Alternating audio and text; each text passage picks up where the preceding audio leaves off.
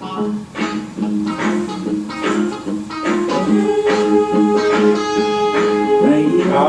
now we're back into section chapter 10, section 2 on the hyperbola, and we have looked at examples of hyperbolas that had center at 0, 0. Well, now, even though it's kind of sloppy, we're going to look at the ones that have center at HK. Now the relationship between A, B, and C is still the same here, whether your center is 0, 0 or not.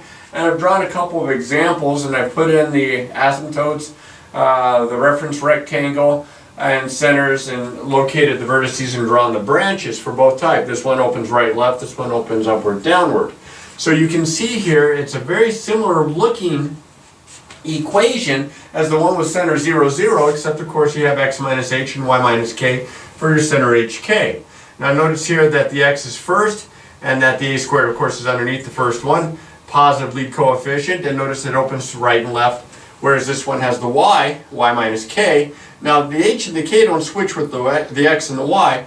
The x minus h, the y minus k stays the same for both types, but as you can see here with the y in the first term, positive lead coefficient, it opens upward and downward.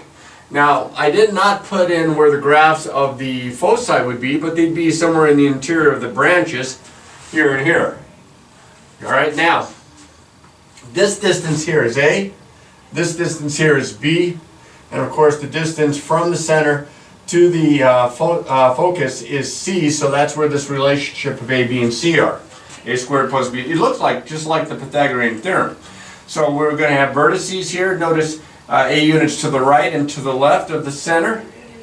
So H plus A, H minus A, whereas A units upward and downward from the center, K plus A, K minus A. Similar for the foci. The asymptotes, since the asymptotes are going to go through the center, notice here that they have the H and the K here, and notice also the difference in the slopes. If it opens right, left, the slope is B over A, plus or minus B over A.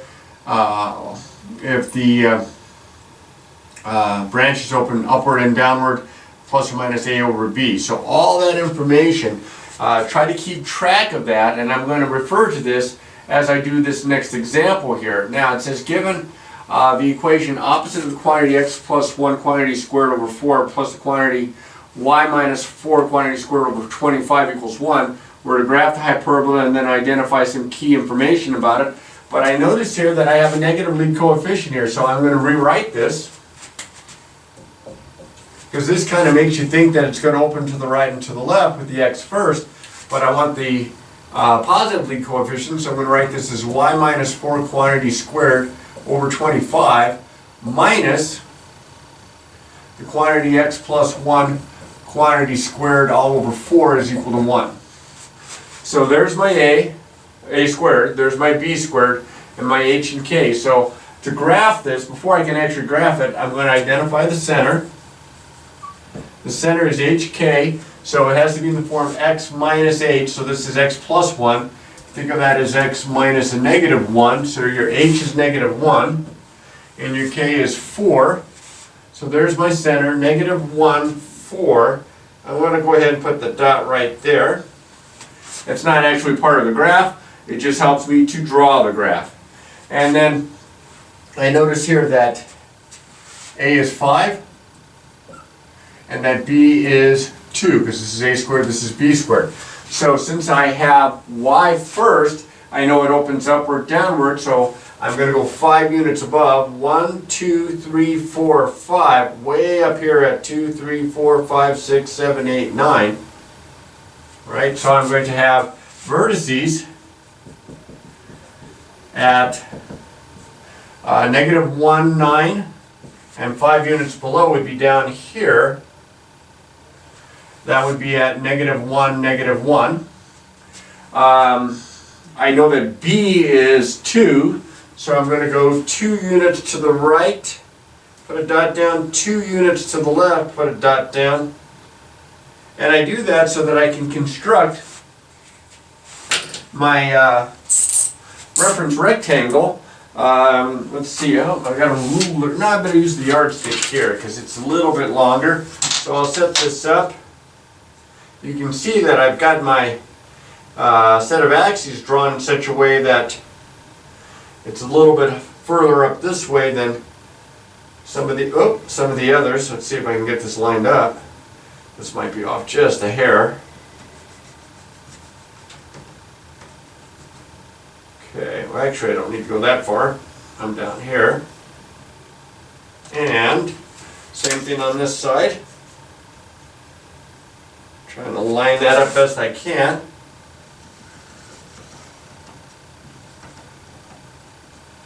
Okay. I think my ruler here can be used now. Let's see if I don't mark too much off.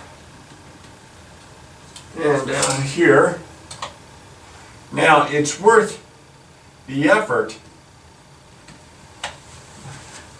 to take your time to draw out your reference rectangle, because that makes it much easier for you to go ahead and draw in your asymptotes.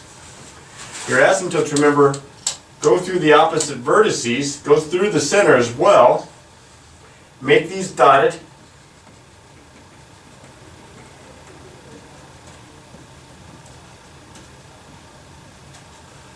Well, a little bit. There we go. There's one. And the other one here. Looks like we did a little better job with this one than maybe one of the other examples. Let me raise this up just a bit. Maybe not quite perfect, but in the ballpark. Yeah, we'll do this instead of the little dashes. Yeah, still got a little sloppy here.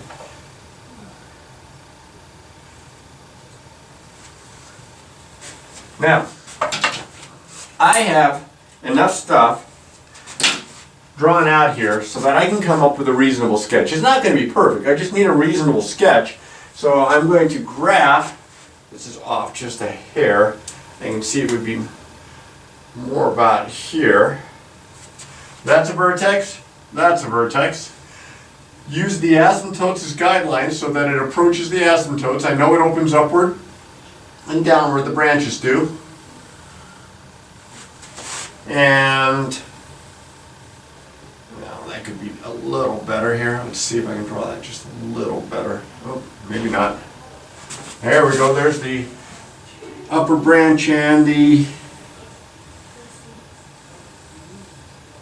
Seems like I do better when I go to the right than when I go to the left. I guess because I'm right-handed.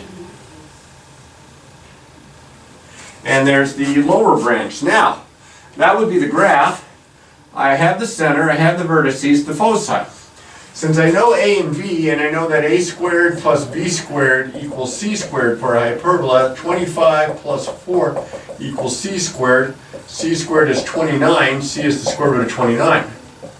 So, it would not be convenient to go ahead and graph them in because you have an irrational number, a number a little bit bigger than 5. But since this distance is 5, you know it's up here somewhere in the interior of the branch and somewhere down here. So that kind of holds true. So I'm going to write my foci as, and I'm going to kind of do it the lazy way here just a little bit. I'm going to add and I'm going to subtract the square root of 29 from this position here at my center, which is 4. So I'm going to write 4 plus or minus the square root of 29. Now if you want to write that as the ordered pairs, two separate ordered pairs, -1 comma 4 plus the square root of 29, -1 comma 4 minus the square root of 29, I'm fine with that. Don't go to your calculator and give me some decimal approximation. That is fine. That's an exact amount. Now the equations of the asymptotes, remember, it goes through the center, -1, 4, and my slope, because it opens upward and downward, would be a over b, so that would be 5/2. So my slope would be positive or negative 5/2. So I'm going to write this as y minus 4 equals plus or minus 5/2 times the quantity x plus 1, or y equals plus or minus 5/2 quantity x plus 1 plus 4. And there's my equations of my asymptotes, and I think that's all they wanted, and it does look like that. So we'll go on to some other kinds of problems here next.